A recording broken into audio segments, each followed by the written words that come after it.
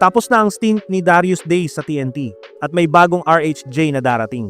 Hindi ito si Ronde Hollis Jefferson, kundi ang kapatid niyang si Rallier. Sabi ni team manager Jojo Lastimosa, papalitan na ni Rallier si Days pagkatapos ng ika-4 na laro ng TNT sa Governor's Cup.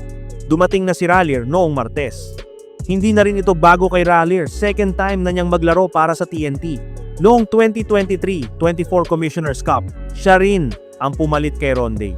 Nakasama pa niya ang kapatid niya sa korte, sabay silang naglaro sa EASL noong parehong season. Kaya ba kailangang may pumalit? Si Rallier ang pansamantalang aasahan ng team habang nagpapagaling pa si Ronde mula sa Achilles injury na nakuha niya sa EASL.